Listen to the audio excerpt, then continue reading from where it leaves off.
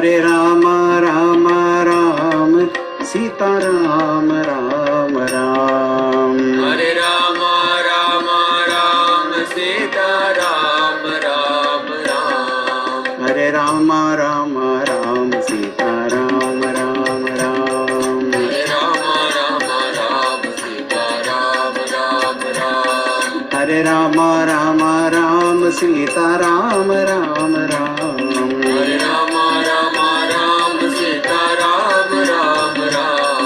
Hare Rama Rama Ram Sita Ram Ram Ram. Hare Rama Rama Ram Sita Ram Ram Ram. Hare Rama Rama Ram Sita Ram Ram Ram. Hare Rama Rama Ram Sita Ram Ram Ram. Hare Rama Rama Ram Sita Ram Ram Ram. Hare Rama Rama Ram Sita Ram Ram Ram. Hare Rama Rama Ram Sita Ram Ram Ram. Hare Rama Rama Ram Sita Ram Ram Ram. Sita Ram Ram Ram. Sita Ram Ram Ram. Sita Ram Ram Ram. Sita Ram Ram Ram. Sita Ram Ram Ram. Sita Ram Ram Ram. Sita Ram Ram Ram. Sita Ram Ram Ram. Siyavar Ramchandra की जय, पवन सुत हनुमान की जय। बोलो भाई सब संतन की जय।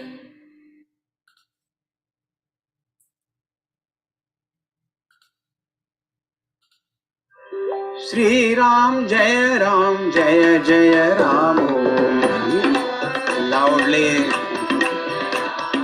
श्री राम जय जय राम श्री राम जय जय Ram.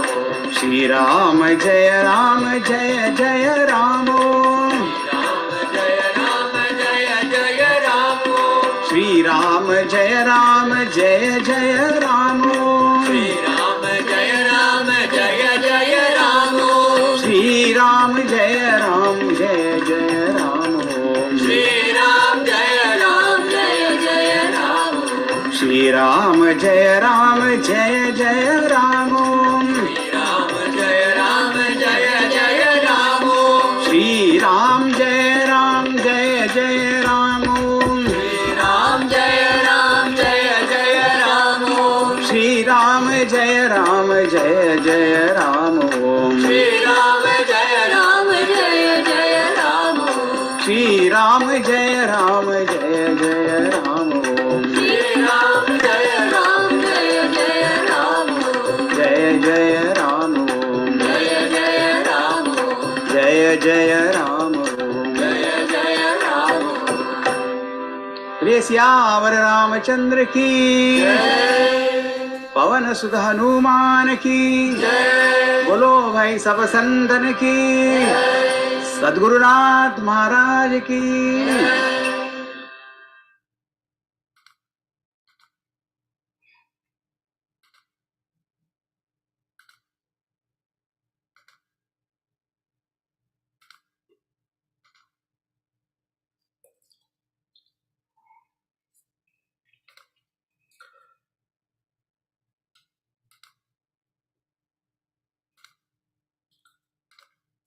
Hari Om everyone. Can you all hear me and see me clearly? अच्छी बात है. Very good. Today we are into the 16th chapter. Not 17th, but 16th chapter. And it is titled Maya.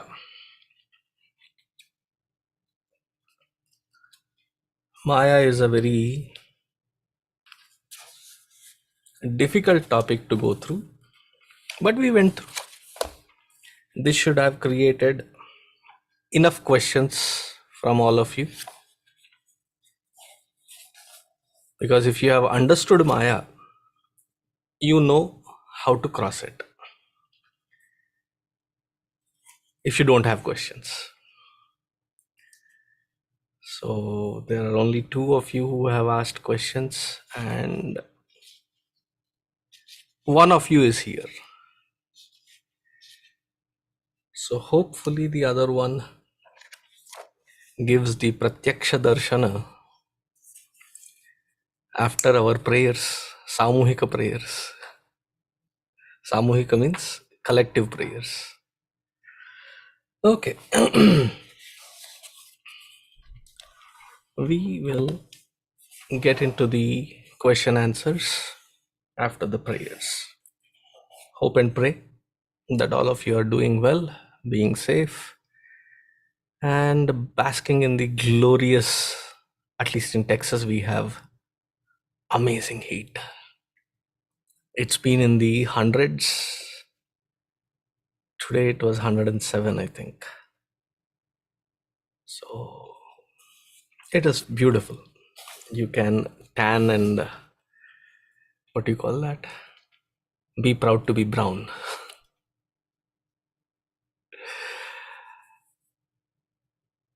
Okay, let's start with the prayers.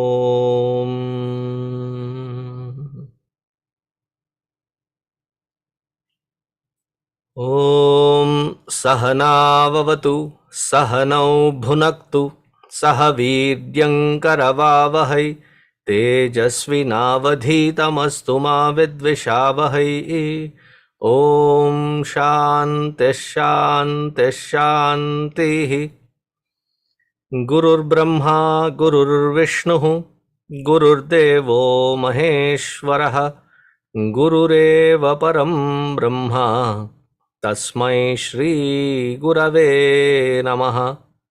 तस्मै श्री गुरवे नमः.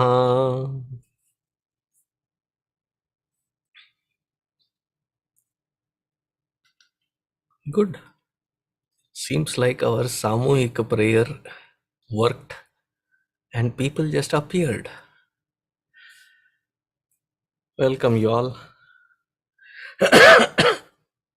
In Texan standards, you all means singular. Plural is all of you all. All of you all. So let's begin with the first question.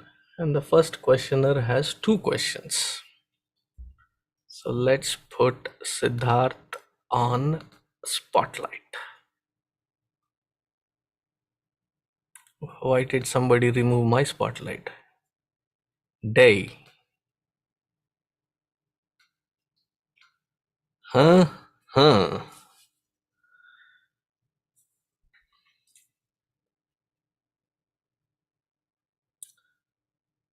So your first question, Siddharth. Oh, before I go to first question. Kushalameva?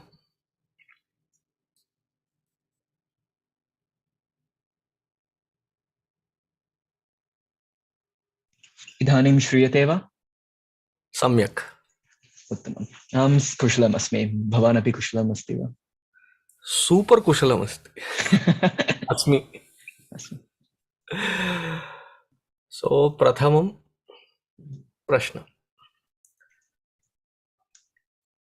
At Vyasti level, Maya has twofold manifests. One is Avarana and Vikshepa. In the Samashti level, is there a similar format? In samashti level, Ishvara as that Paramatma has not lost his control over Shakti. He has complete control over Shakti. His complete control over energy. So here I would like to reiterate the same point which I said last week as well, that we cannot define God as supreme energy. No, God cannot be supreme energy. Energy is nothing but another subtle layer. Yes, it is subtle, but it is nonetheless subtle layer of matter only, of the created world, created aspect only. That which is not created is Ishvara. Therefore, that Ishvara cannot be referred to as anywhere close to energy. He is the Shaktiman. The Man Pratyaya which is added, like Buddhiman. Man means the one who is endowed with a certain skill, certain power, certain resource, and the one who has complete control and the ability to use, not use, or use it otherwise. That capacity is called Man, Matu Pratyaya. A similar one, but it gets to Van when it is Balavan, Dhanavan, Gunavan, but it is a similar Pratyaya. What it means is the one who is endowed with the complete freedom of that which he is endowed with. So he is Shaktiman, he is not Shakti, which many of us Hindus, in our over enthusiasm to define God, we jump in and say, oh, God is supreme energy. I believe energy is everywhere. Energy, Chatterjee chodo. He is not energy, he is the one who is endowed with, the one who has the control over it. This energy at this point can be defined in multiple ways, but with reference to Ishvara, it is considered that this Shakti is Trigunatmika, Satvik, Rajasic, Tamasic. Another way to define it is this Shakti also can be seen and viewed as Ichha Shakti, Kriya Shakti, Ichha Shakti, Jnana Shakti, Kriya Shakti. In that very sequence. Ichha, Kriya, Ichha, Jnana and Kriya. Ichha Shakti is to desire, the freedom to desire. Jnana, to acquire the entire know-how of how this particular desire will have an impact and how to fulfill that desire. And then the Kriya, to execute the plan of action which has been visualized in the Jnana Shakti. When it comes to the Jiva, at a Veshti level, at an individual level, at the microcosmic aspect, the same sequence is a little sequential disorder. Sequential order is Ishvara. Sequential disorder is called Jiva. And what is the sadhana? To transcend the disorder and come to the status of being in order. So every Jiva, the way we behave is disorderly. Why is that disorder? There is Ichha Shakti, we know. Desires galore. One is not fulfilled yet, one is not executed yet, one is not accomplished yet. We have thousands that are lined up. That is the rate at which we desire things. We have it being called as the wish list. Right? Even on Amazon, when you don't want to buy, you can put it on wish list. I call that as vicious list, not wish list. So desires we have. Ichha Shakti, Prabala. Prabala, very strong. Then, instead of the Jnana Shakti, we jump into Kriya Shakti. That is the disorder.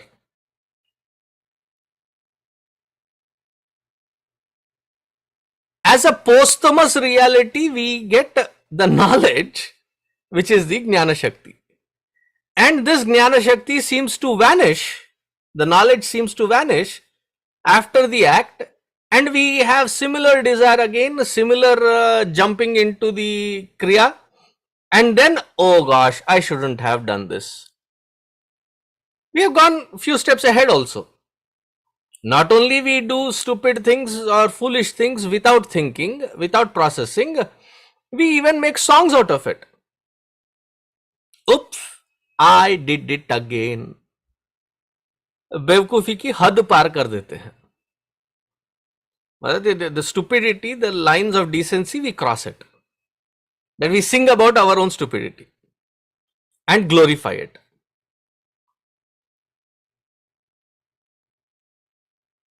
So when you ask the question that this Maya Shakti has these two forms which expresses at the Vyashti level, is there something that it expresses? Yes, it does, but it is under the complete balanced control of Ishvara.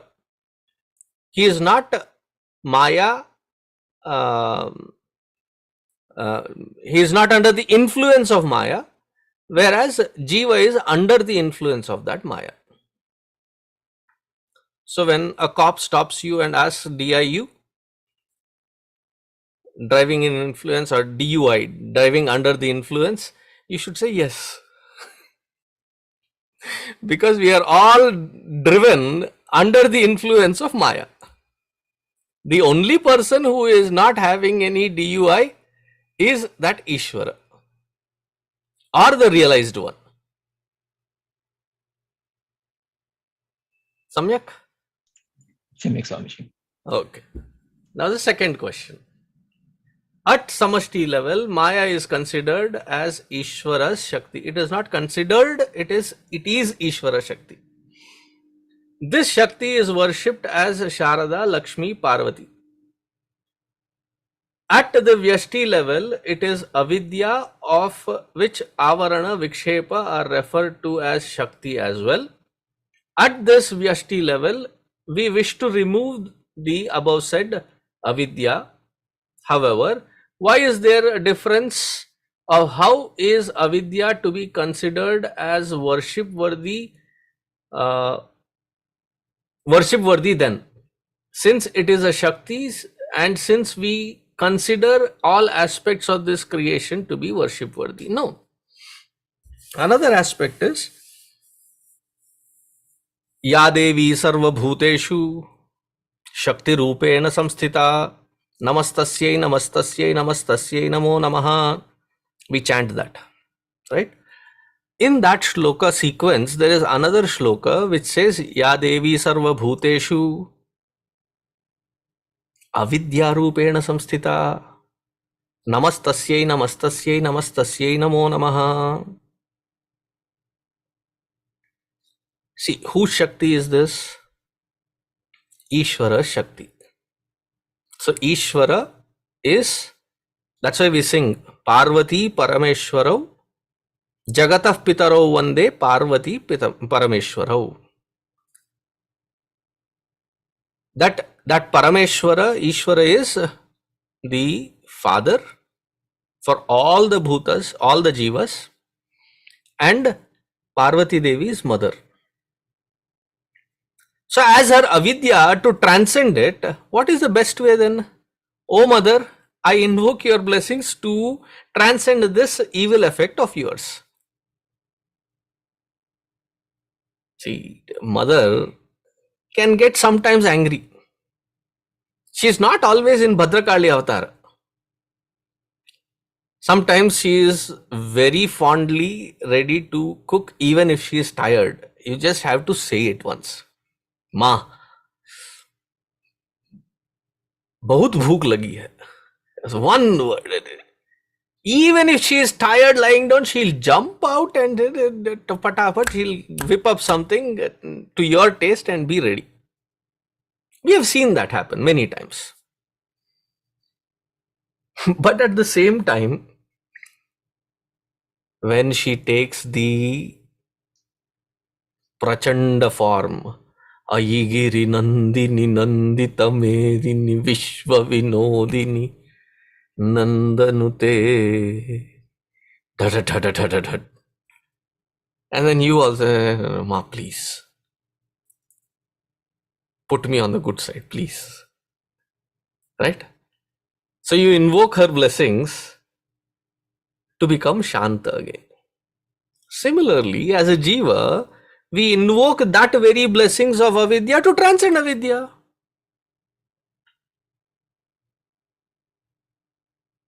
How does she help us with that transcendence? She equips us with jnana. And in order to gain that jnana, every seeker must have a guru. And what happens with the presence of that guru? That first thing to understand, that we are in Bhagwan's list.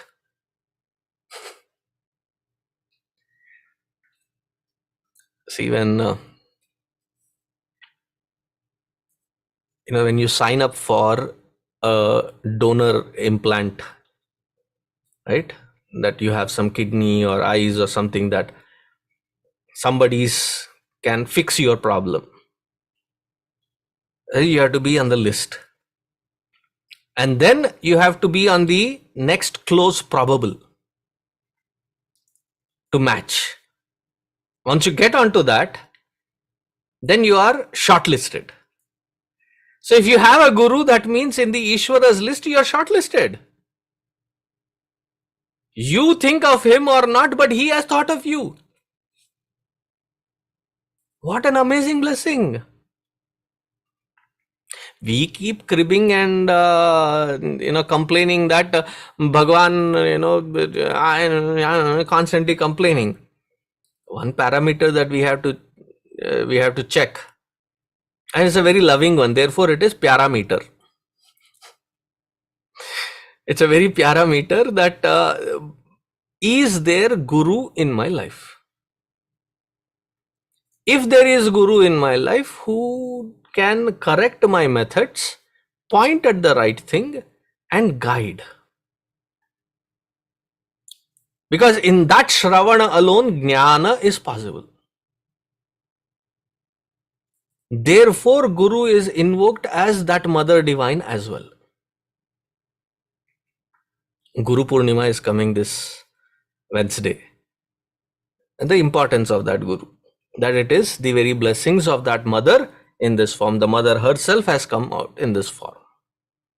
Therefore, we chant Tvameva Matacha Pita Tvameva Tvameva Bandhuscha Sakha Tvameva Tvameva Vidya Dravinam Tvameva. Whether it is Adhyatmik or whether it is the later part of the shloka, which is the Bhautika, Bhagwan in the form of Guru, you are the most worshipped one. You are the one that I surrender to, so that Shravana can happen and Manana Nidhasana Moksha can happen. And when that happens, it is the blessings of Mother Divine alone. Clear? Okay. Thank you, Swamiji. Okie dokie. Hari Om. Now the next questioner. Hari Om. అయ్యాం స్వామిజీ. బాగున్నావా? బాగున్నాను స్వామిజీ, మీరు ఎట్లున్నారు? నేను బ్రహ్మాండంగా ఉన్నాను.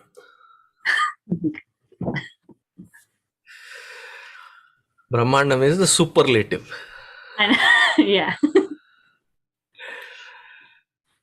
How hot is it there in the place wherever you live in? It's pretty hot. It's like 80 degrees. 80 is a pleasant weather for us. Yeah, it's Somebody from Canada listening would say, boy, you both are crazy. 80 and 100 are like staying on the oven. In the oven, not on the oven. In the oven. yeah. Yes, we bake to perfection. Yeah. Okay. Now, I read your question, but I need some clarity from you. First, I'll read your question and then ask for clarity so that you can clarify it. Hmm? Can you please give more insight into how Nidhasana meditation can be practiced effectively? I understand that Nidhasana is the method by which we can remove erroneous thought patterns, erroneous habitual patterns, not just at the thought level, but it also expresses in the format of our day-to-day habits. Okay. However, I have heard so many conflicting narratives on how to actually practice meditation and thus need greater clarity on this specifically. What are the different confusions? I mean, it's just that when I think of the word meditation, I draw a blank because I feel like I've heard some people say like focus on the gap between your thoughts.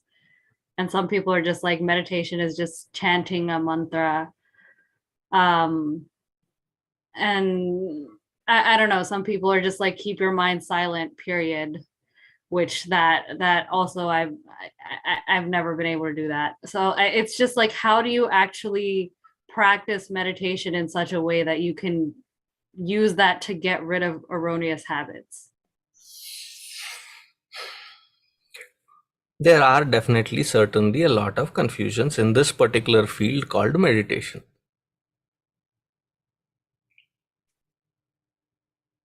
On a very loose usage, very loosely used term, to think, we say, I was meditating upon it.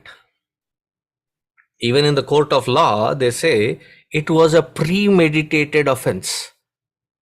Yeah. So whenever I hear that, I chuckle to myself that this fellow must be quite spiritual because he premeditated it. Some realized Jnani then, no, they are not using it from the spiritual sense. Premeditated, pre-processed, pre-thought.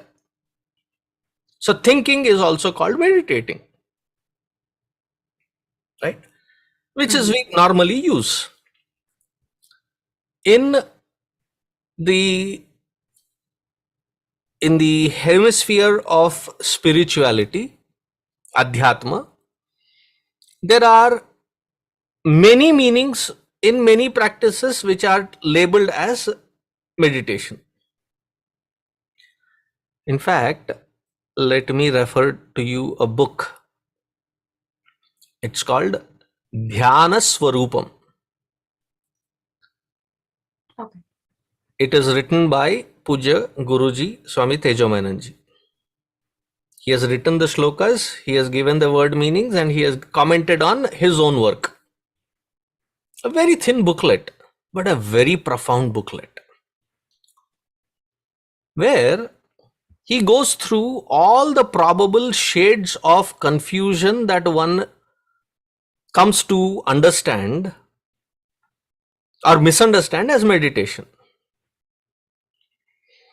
So if it is observing your breath, it is not called meditation, but it is labeled as meditation in the modern day apps. Yeah. So the Appleistic mindsets of the modern age, they think that observing your breath is called meditation. We call it as pranayama. It is not meditation. It is called pranayama. It's just $1 on Kindle. Just download it and read it. A very swift reading. But then you will have to read it multiple times for its entire essence to sink in. Then the second thing that he takes is, many people are subscribed to the thought that repetition of thoughts, repetition of a mantra is called meditation. No, we call that as japa. It is not meditation, it is called japa. Then there are those who say that you have to reach to that state where there is no mind. And that is the heights of a bunch of nonsense.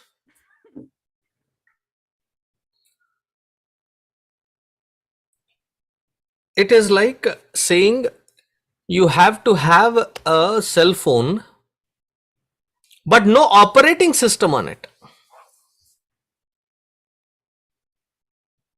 then it is called a brick. You don't need sophistication to reach to the brick state. You remove all sophistication, you naturally reach to that state. Now, when does the mind naturally reach to that kind of a brick state, no mind state? During sleep. During deep sleep. For that, do you need any adhyatma? No. You need your favorite home cooked food and sumptuously eat it.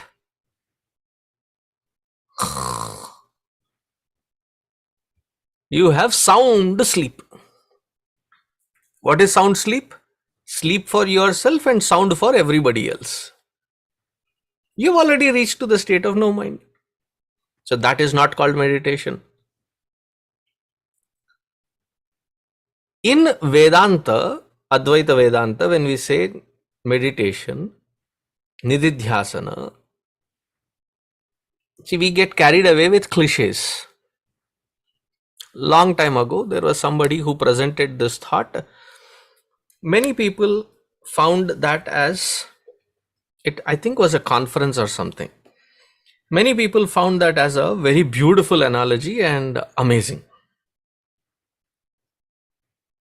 So the story that was given was a Zen kind of a story, where a monk was sitting, his apprentice was also sitting, and the monk suddenly looked at the shrine, top of the shrine, there was a flag fluttering.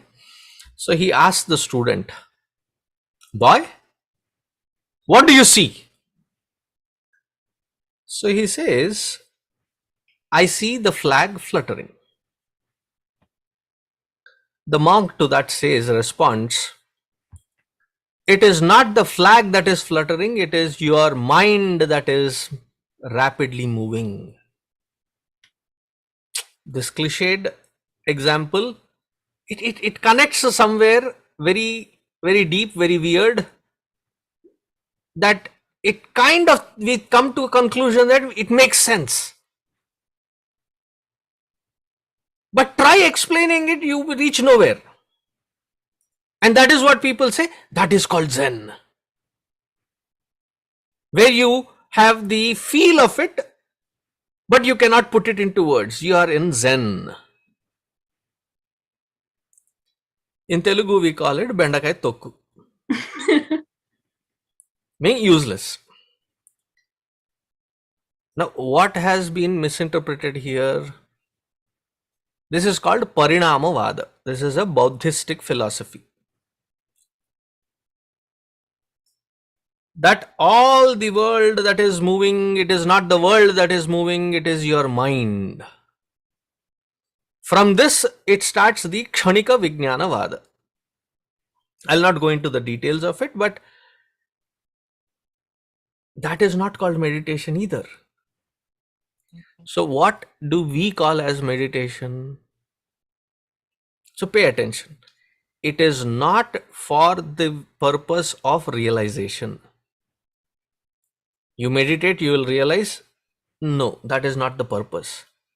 You do the Shravana and remove all the confusions through Manana. That knowledge that you arrive at is the only way that we attain to moksha. Nowadays, every doctor and everybody is like, meditate, it will do you a good for your health. And then we jump onto these apps and new age gurus who have absolutely no clarity. I would say that they would use any random thing, act as meditation. Oh, there are some other prakriyas. Let me cover that also. When in the yoga abhyasa, there is a lamp, and you are in a place where the airflow is curtailed, in a closed room preferably, and you observe that lamp flame without closing your eyelashes. Without closing your eyelids, you watch. Initially, maybe a minute or two, and then it starts hurting, you close. But I have seen practitioners practicing it for 3 to 4 hours at a stretch, observing it. Your mind goes numb. Okay. But that is not called meditation, it is called trataka. It is a specific word given in yoga abhyasa. It is called trataka. It's not called meditation. What is meditation? I go back to the simple conversational meaning of the word. To think intensely is called meditate. So these existing habitual erroneous patterns that keep coming, and we feel that unwillfully it happens. I'm not scheming and planning, but it just erupts. And I am in that way, I'm caught up in it. Whether it is of anger or lust or jealousy or various shades of these aberrations that happen, it happens. And we have no clue how to get out of it. So what we pick is that which is the basic core aberration from which everything is seemingly sprouting. We make a note of it, we make an observation that this is a pattern that erupts quite regularly, quite frequently it is happening. When I had made that observation, to observe, I may be slow, but it took me a consistent notes writing on my thoughts and emotions, feelings, and making an observation and putting them into consolidation of patterns. I had discovered about 31 patterns in myself. I'm talking about 30 years ago. And it took me about 10-12 years to get through majority chunk of it. 3 to 4 years to get through it. Working at each layer, identifying what is the core aberration, and find through the satsangs that pointer of the supreme conscious principle, which is an antidote for this particular aberration. Now, to note all of that, you'll have to attend satsangs regularly so that the Shravana builds that manana to intensify as Nidhasana. Right? Manana, so that the confusions are removed, that when you find this aberration, you substitute it and then wash away this existing pattern from its root cause.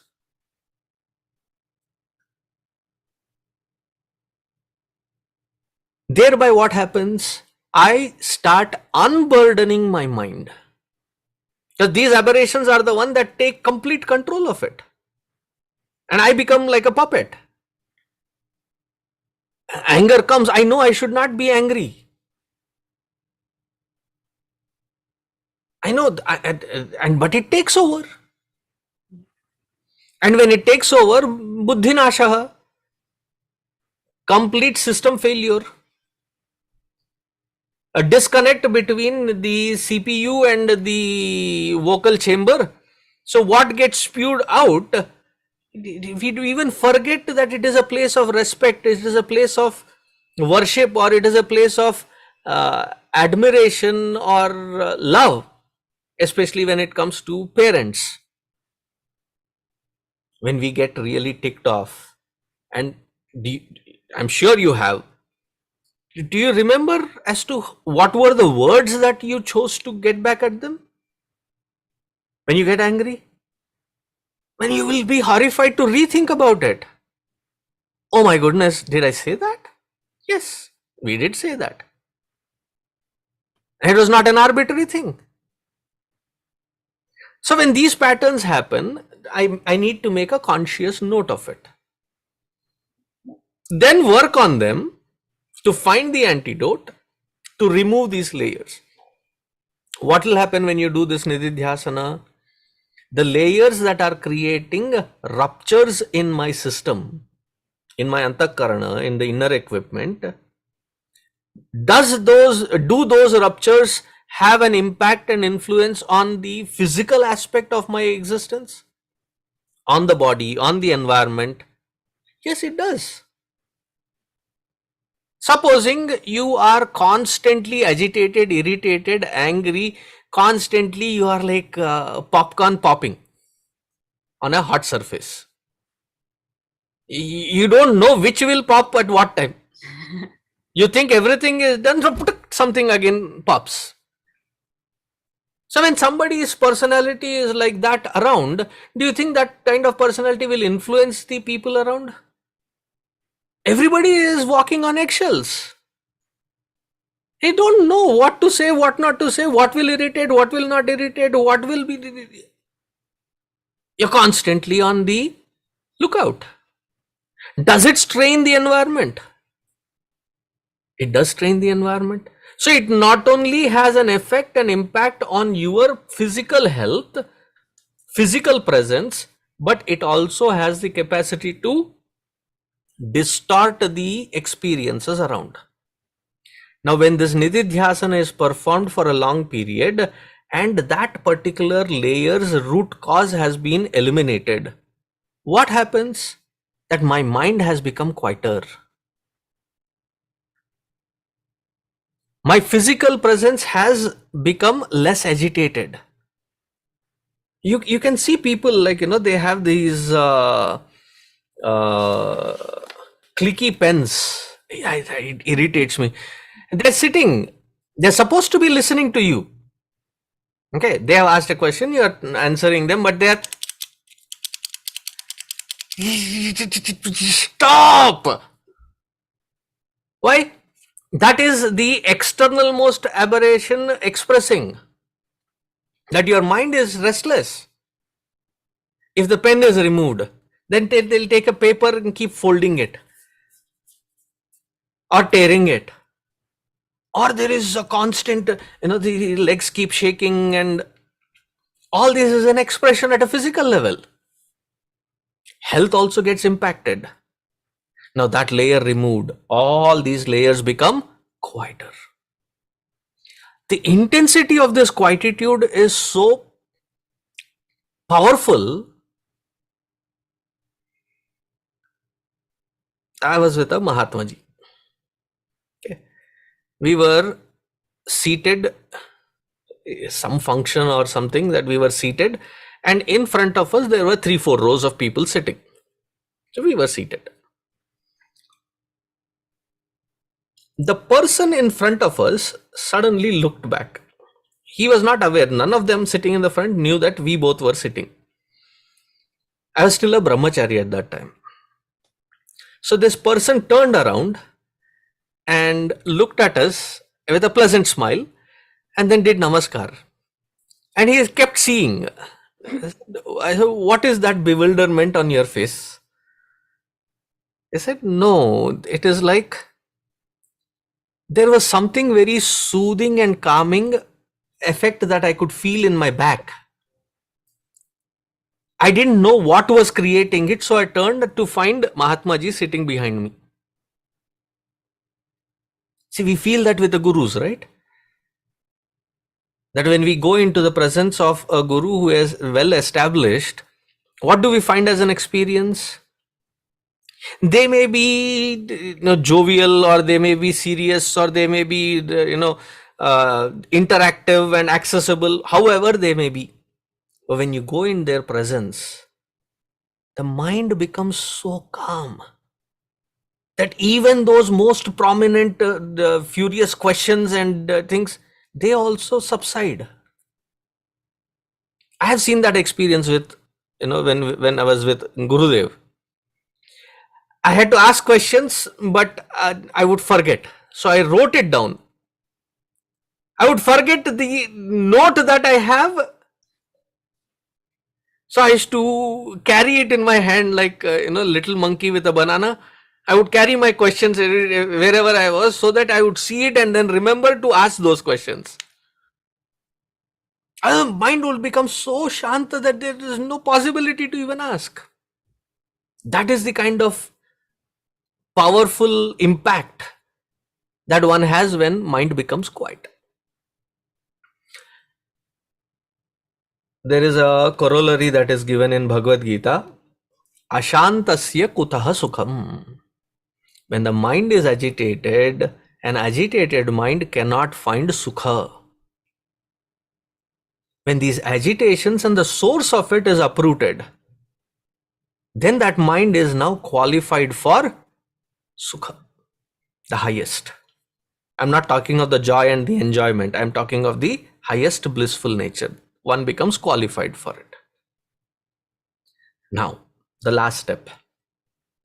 The other steps which I have mentioned, whether it is tratak, whether it is pranayam, whether it is japa, whether it is puja, whether it is saguna sakar, whatever we do, all of this help strengthen the mind to give it its tenacity and stability. So that when the storm of this thing happens inside unwillfully, but it happens, I have the stability to step back. I need to have that strength within, right, to face it. So I can step back, watch it as it happens. Once I know how to disconnect it, to uproot it becomes easier. Now, where do I draw that strength from? So the pranayama, puja, japa, these things help.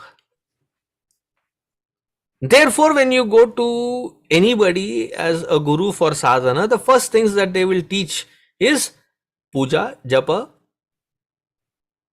dhyana on that Ishta Devata, Saguna Sakara dhyana, and then Likhita japa, so that the mind is now endowed with some strength that it can walk away from the tumultuous emotions that run havoc inside. Then Nidhasana to uproot it from the root cause. Now the mind is ready to get absorbed in its own source, and that is called samadhi.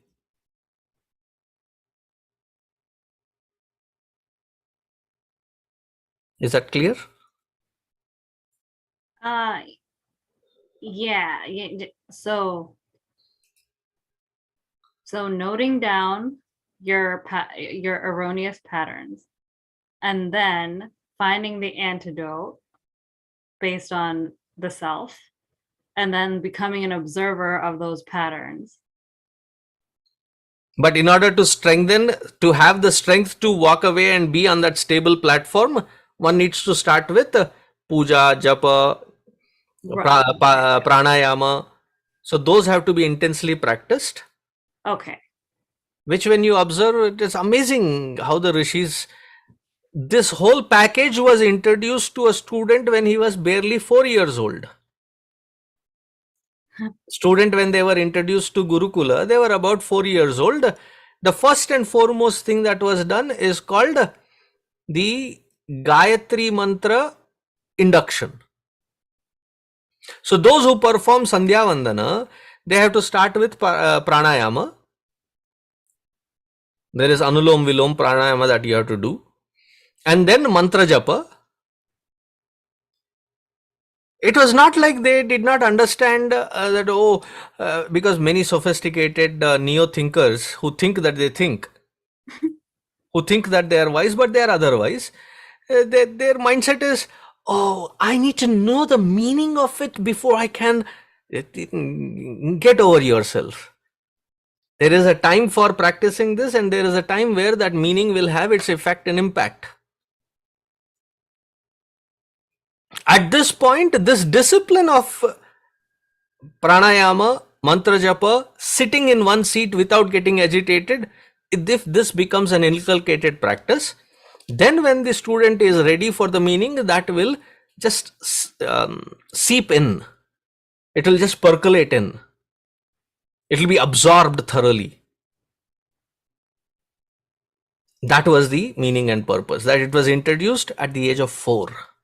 That by the time they come to the Vidyabhyasa, that where knowledge is given, they are ready, the mind is available.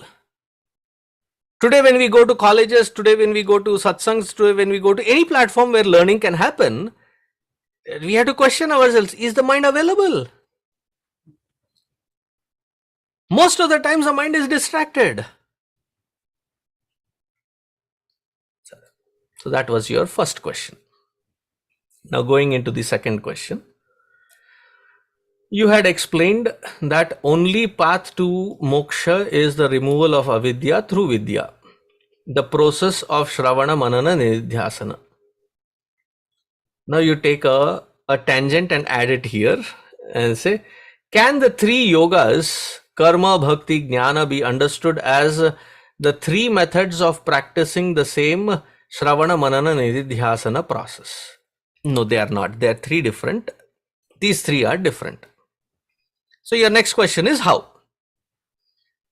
The karma yoga attitude and practicing, be able to practice that karma yoga throughout the entire waking world. What happens with that attitude? You become a better devotee.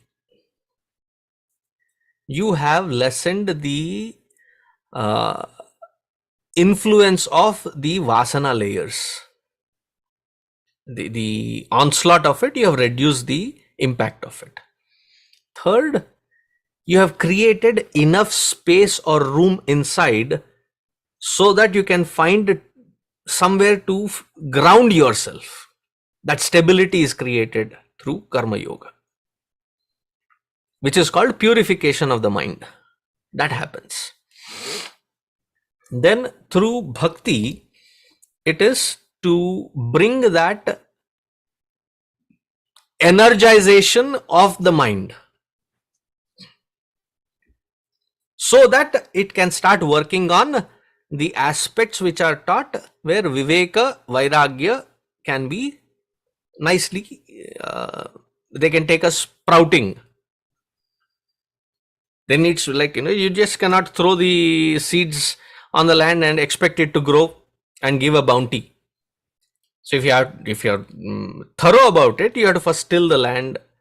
You have to remove all the big nuggets of mud clumps, make it very, very soft and tilled and fertile.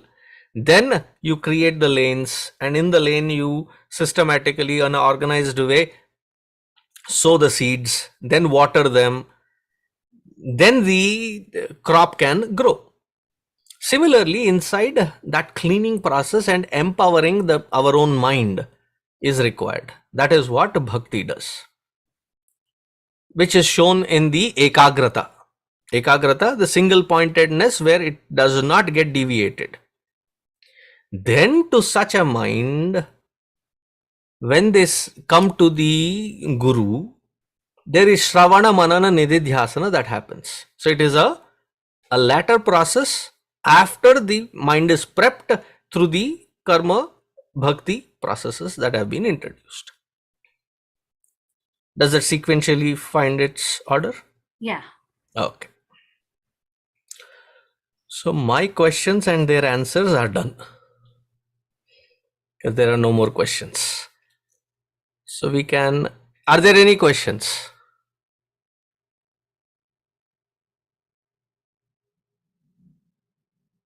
Going once, going twice, gone.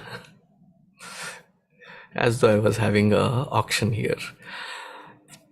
So before concluding, as is the norm, I'll ask one of you to chant. And Krishna Priya, can you chant? Yeah, sure. Swamiji. Okay. I'll remove myself 1 second. There you go. Shri Guru Charana Saroj Raj Nij Mana Mukur Sudhari Baranau Raghuvar Vimal Jasa Jodayak Phalachari बुद्धिहीन तनु जानिके सुमिरो पवन कुमार बल बुद्धि विद्या देहु मोहि हरहु कलेश विकार।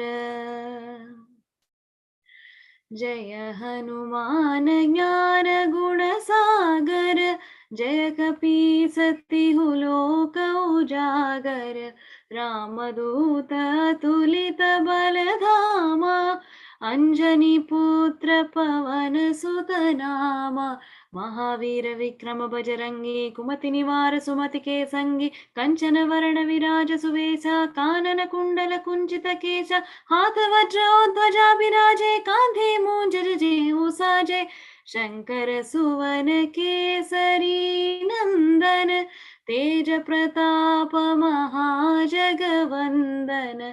विद्यावान गुणी अति चातुर राम काज करिबे को आतुर प्रभु चरित्र सुनिबे को रसिया राम लखन सीता मन बसिया सूक्ष्म रूप धरि सियहि दिखावा विकट रूप धरि लंक जरावा भीम रूप धरि असुर संहारे रामचंद्र के काज सवारे लाय संजीवन लखन जियाए श्री रघुवीर हरषि उर लाए रघुपति कीन्ही बहुत बड़ाई तुम मम प्रिय भरतहि समभाई सहस बदन तुम्हरो यस गावे अस कहि श्रीपति कंठ लगावे सनकादिक ब्रह्मादि मुनीसा नारद शारद सहित अहिसा यम कुबेर दिगपाल जहाते कवि कोविद कहि सके कहाते तुम उपकार सुग्रीवहि कीन्हा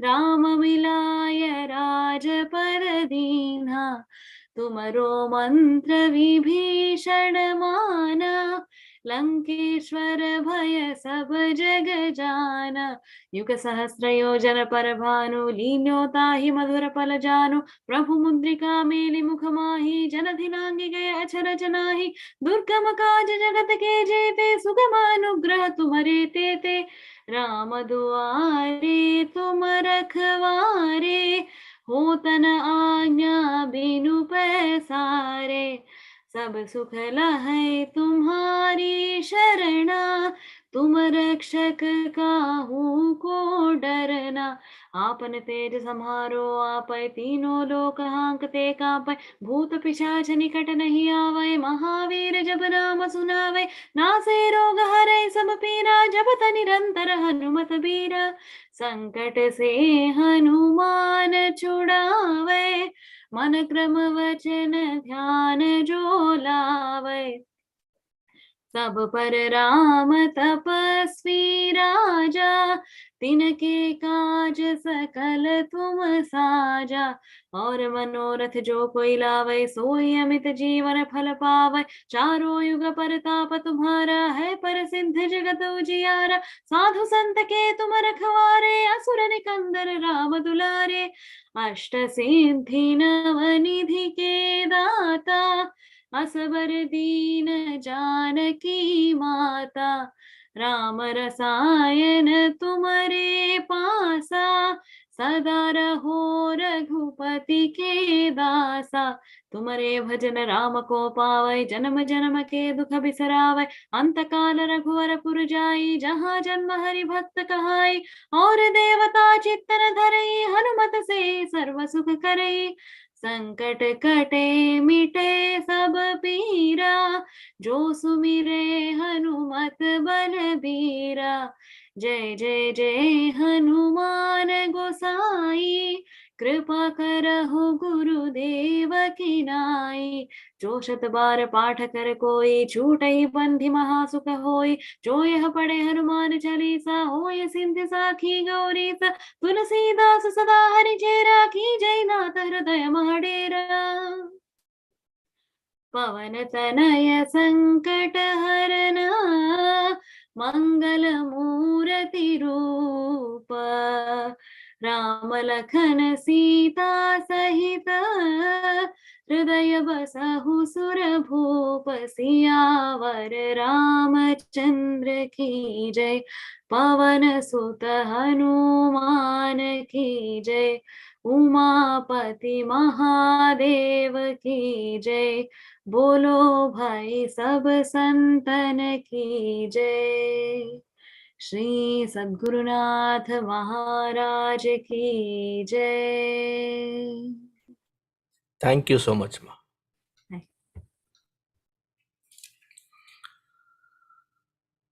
ॐ पूर्णमदः पूर्णमिदं पूर्णात् पूर्णमुदच्यते पूर्णस्य पूर्णमादाय पूर्णमेवावशिष्यते।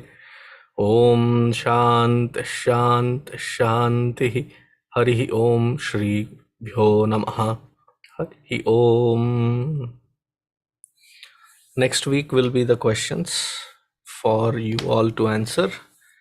By Wednesday, you should find the questions. So be ready, be prepared. Hari Om.